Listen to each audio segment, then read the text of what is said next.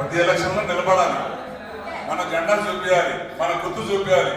10 లక్షల కాముకున్న వాడికి ఏంటి వీడికి ఏంటి ఏమంటున్నారు, మీ టీడీపీ ఎక్కడ లేదు, మీరు కూడా ఓట్లు వేయలేదు, మీరు నిలబట్టలేదు, మీకు చేతకట్టలేదు అంటున్నారు.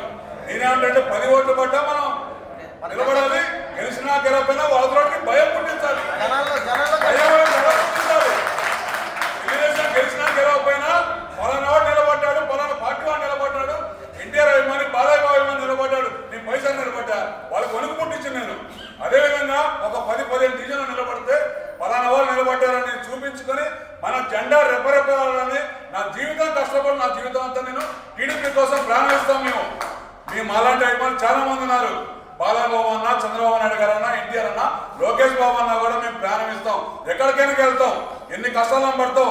పార్టీ గురించి ఎవరైనా మాట్లాడినా కూడా వాడిని రపరప అన్నట్టు వాడిని ఏం చేయడానికి మేము సిద్ధంగా ఉంటాం. ఒకసారి చంద్రబాబు నాయుడు గారికి మా విజ్ఞప్తి మీ తరఫున కూడా ఏంటంటే వచ్చే ఎలక్షన్లోనైనా కూడా కాముగా ఉండటం లేదండి, నిలబడాలి, మన జెండా చూపించాలి, మన గుర్తు చూపించాలి. ఆ గుర్తు కనపడితే గుర్తు ఎవరు కూడా చాలా మంది ఉన్నారు. గుర్తు కనపడి మన వ్యక్తిత్వంలో కాదు, గుర్తు కనపడితే గుర్తెవరు కూడా చాలా మంది ఉన్నారండి. చాలా ఖమ్మంలో మన చంద్రబాబు నాయుడు గారి మీటింగ్ సక్సెస్ అయిందండి. అన్ని అభిమానం ఉంటేనే సక్సెస్ అయింది. కాంగ్రెస్ టీఆర్ఎస్ ఎవరు కాదు, చంద్రబాబు నాయుడు అన్ని పార్టీ వాళ్ళ అభిమానులు ఉన్నారు. అదేవిధంగా తెలుగుదేశం పార్టీ గుర్తుంటే ఉద్యోగులు కూడా చాలా మంది ఉన్నారు. అదొకటి బాబు గారికి చెప్పాలని మనస్ఫూర్తిగా కోరుకుంటూ జై తెలుగుదేశం.